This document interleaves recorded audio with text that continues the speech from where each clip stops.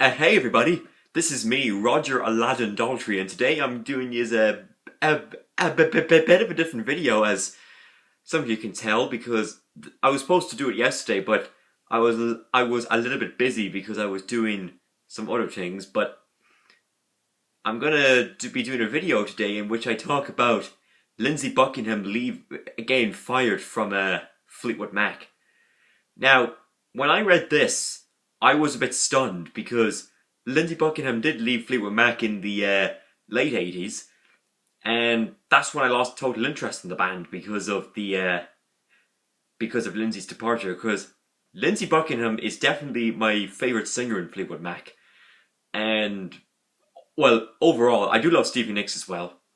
So yeah, this is just a quick video about Fleetwood Mac and them carrying on without Lindsey Buckingham. What I thought I would do is, I thought I'd show you the Fleetwood Mac albums that I have. Now, these are only from the Lindsey Buckingham and Stevie Nicks era, because I never was a fan of Fleetwood Mac during the Peter Green era. And I was certainly not a fan starting with Behind the Mask from 1990. So, I have all 5 of them here. These are all the original versions. These aren't remastered or anything. So I thought I'd start off with their self-titled 1975 record, Fleetwood Mac, or commonly known as the White Album, just like the Beatles' White Album. So maybe Fleetwood Mac kind of came up with the idea to copy the Beatles, because already the Rolling Stones did copy the Beatles, and that's why John Lennon basically had criticised the Rolling Stones for that. Like, for example, the Stones album, Their Satanic Majesty's Request, it was kind of a parody version of Sgt. Pepper's Lonely Hearts Club Band, and John Lennon, I think, criticised him for that. So maybe Fleetwood Mac could have criticised the Beatles for copying the idea of the White Album. That's not necessarily true. Like, for example, Metallica, who I used to love but I have given up on due to the Lou Reed collaboration. But even if I've given up on Metallica because of that, it doesn't mean I don't love some of their music. I'm not a fan of. I'm not a fan of Metallica anymore, as I used to, because I found them a bit too heavy and a bit too aggressive. But what the hey? So yeah, this album is pretty good, basically, because Metallica have the Black Album as well, so that's why this one was called the White Album.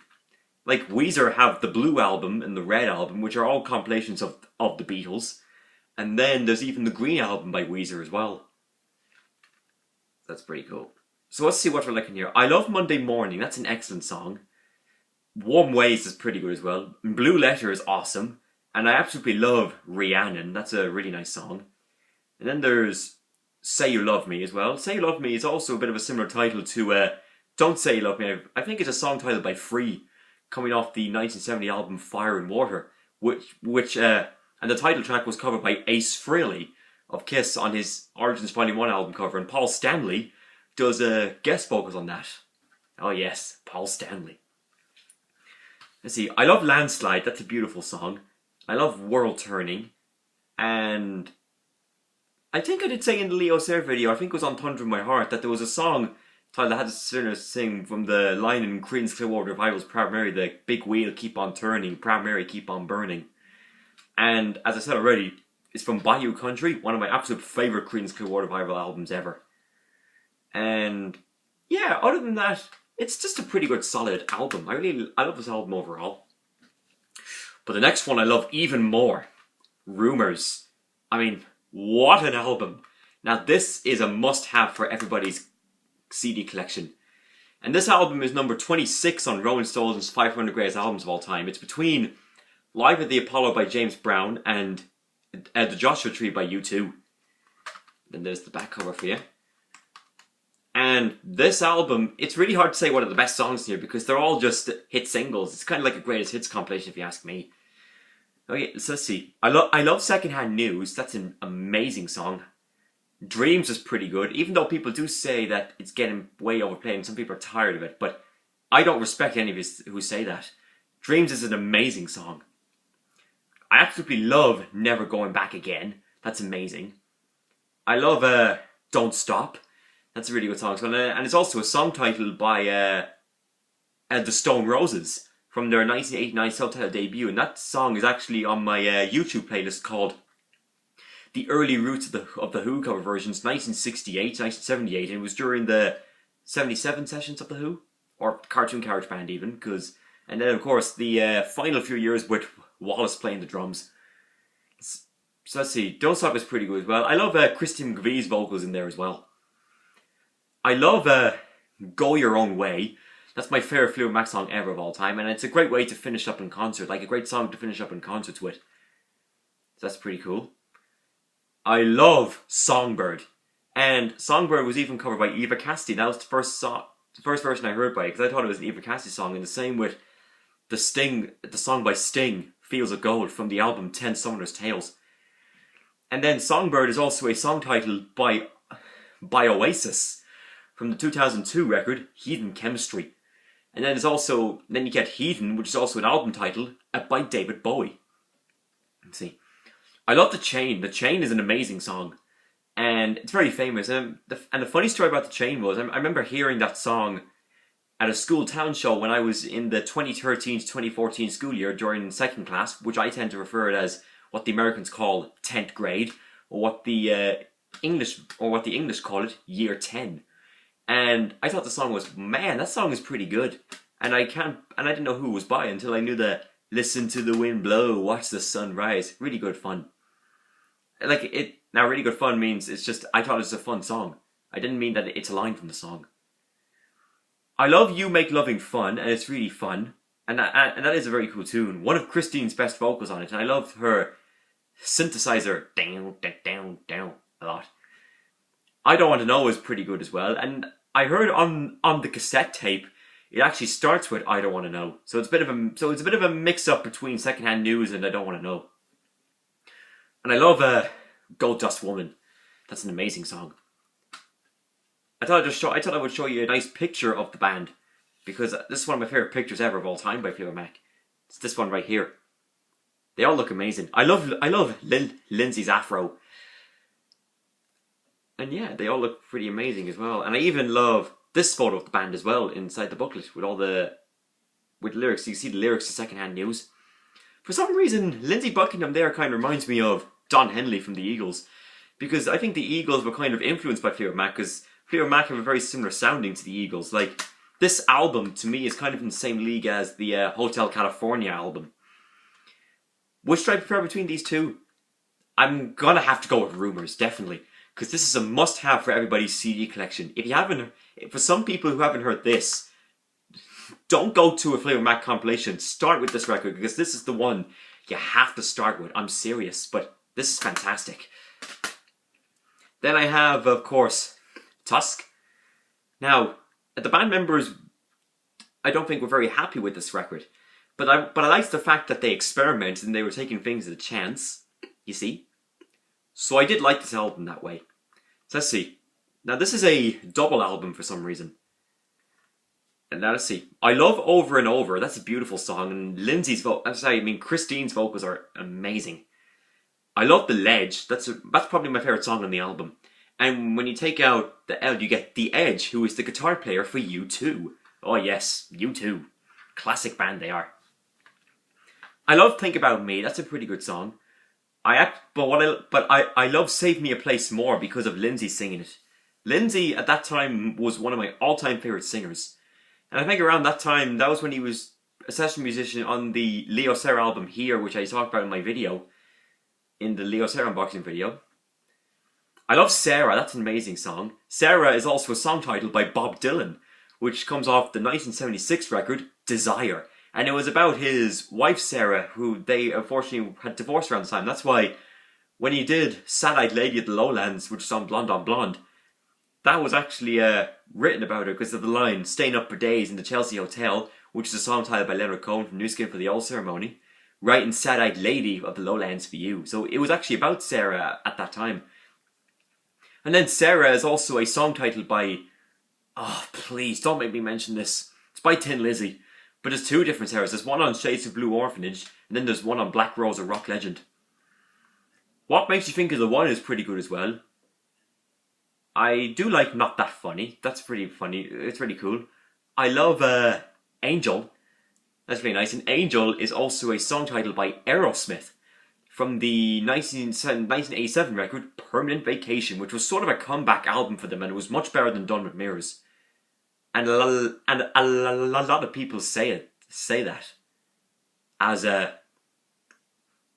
do I. Let's see, what else do I like on here? I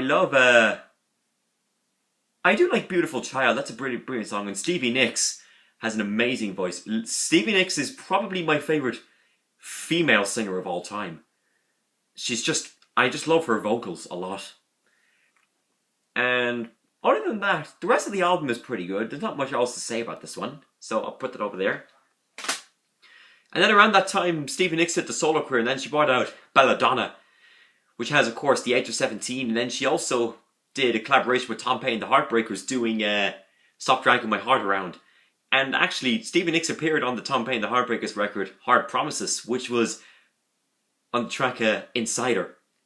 And it's a bit of a similar title of Exciter, which is a song title by Kiss, and it's the opening track from 1983's Lick It Up, the first non-makeup Kiss album. So then after she did that album, we come back then with the next Fleetwood Mac record, a Mirage. I love the cover. You could tell Lindsey was a ladies' man there because you got Christine and Stevie touching him. I don't mean to be weird saying that. And then on the back there's Mick Fleetwood and John McVie. Because Fleetwood Mac got his name from Mick Fleetwood, the drummer, who actually was related to Eric Clapton, as I heard when he was on Top Gear. And then the John McVie was basically the Mac. So let's see what we have on here. I love, of course, Love in Store. Love the vocals on that. I do like Can't Go Back. That's really nice. I love That's Alright. Stevie Nicks' vocals are amazing. And That's Alright is also a song title by Elvis. And then, of course, Rod Stewart covered that on his Every Picture Tells a Story album. I do like The Book of Love, and it's also a song title by some 1950s band, which I can't remember who they are, but they have a really good tune on that. I love Gypsy. Gypsy is an amazing song. Only Over You is good. I love Hold Me. That's an amazing song. And as a matter of fact, Hold Me is like saying Hold Me, Touch Me, which is a song title by Paul Stanley from his 1978 solo Kiss album. Absolutely my favourite solo album from the 1978 Kiss records. I love Oh Diane. That's a really nice song. And then there's Wish You Were Here. And it's also a song title and album title by Pink Floyd, which is an amazing record. And then I love the title as well, Mirage. Mirage is also a character from the Aladdin TV show, because again, Aladdin is the man and always will be. And the first time we see Mirage in the TV show is in the 40th episode, In the Heat of the Fright. It's a fun episode, even though Jasmine's not in for much of it, except for when she was disguised as a Mirage. And then when you think of that title, In the Heat of the Fright, it's a bit of a similar line of In the Heat of the Night, which is a line in the Bob Dylan song, Simple Twist of Fate, from the Incredible Blonde the Tracks album. And when my dad saw Bob Dylan in concert in 2000, there was an absolute melodic version of Simple Twist of Fate. And for some reason, I think that's actually a better version than the original one. So yeah, that's that album for you. And then there was a 5-year gap in between, so because Stevie Nicks was doing more of her solo work. And then I finished up now with the last album by Fleetwood Mac that I really loved, and probably my second favourite Fleetwood Mac album after Rumours. And this is another must-have in your collection as well. Tango in the Night, 1987. Oh, I mean, what an album this is. Okay, I love Big Love, that's amazing. Lindsey's vocals are amazing on that. I love the Seven Wonders, that's really amazing as well. But what I absolutely love the most on here is Everywhere. That is such an amazing tune. And the title track, Tango in the Night, is pretty good as well. But I absolutely love Little Lies. That is a staple, and I just love it so much. And Family Man is pretty good as well. And Family Man is also a TV show which features the Aladdin voice actor Scott Weinger in it. Because again, Aladdin is the man and always will be. And Scott Weinger is definitely my favourite actor ever of all time. And, well, tied with, of course, Linda Larkin, Dan Castaneda, Gilbert Gottfried, and Frank Welker, since they were all the voice actors in the TV show of Aladdin. Because again, the TV show of the same title is my favourite TV show ever of all time. So let's see what else we got in here. I love Welcome to the Room, Sarah. That's amazing. It's one of the upbeat tunes for me. And Stevie Nicks is so brilliant. She even sounds, as I said already, Stevie Nicks is one of my favourite singers of all time and probably my favourite female singer. But for some reason, she actually sounds like a kid. For some reason. And When I See You Again is pretty nice as well. And then there's You and I Part 2. That's pretty good as well. And then when you think of You, it's like saying And You and I, which is a song titled by Yes from the 1972 record, Close to the Edge. And then, of course, you keep You and I. And You and I is also a song titled by Queen, which comes off the 1976 record, A Day at the Races. And it's pretty good as well. So yeah, that's that classic record for you. So that's all the Fleetwood Mac records I have. And then of course, after Lindsey Buckingham left, they were supposed to have a tour started, but then they had to postpone it, I think. That's what happened when Bill Bruford left Yes. And then, of course, and then after a while, they did release Say You Will, which did have the return of Lindsey Buckingham. But now, as of Lindsey Buckingham's departure, Say You Will is the last album to have Lindsey Buckingham, and it was the only one not to have Christine McVie since she joined in the late 70s. And yeah, and I thought it was pretty good. And now as a result, Mike Campbell from Tom Petty and the Heartbreakers is in the group as well, because now that Tom Petty and the Heartbreakers can't go on anymore because of Tom Petty's death, Mike Campbell kind of came up with a cool idea to replace Lindsey Buckingham. And then there's also another guy called Neil Finn, who I've never heard of before. And also, as a matter of fact, Mike Campbell has played on a lot of Stevie Nicks solo records. Maybe that was one reason why he joined the band. And also, Stevie Nicks wanted to leave Fleetwood Mac and join Tom Petty and the Heartbreakers, but then Tom Petty said, yeah, well, that's good, but there aren't any girls in the Heartbreakers.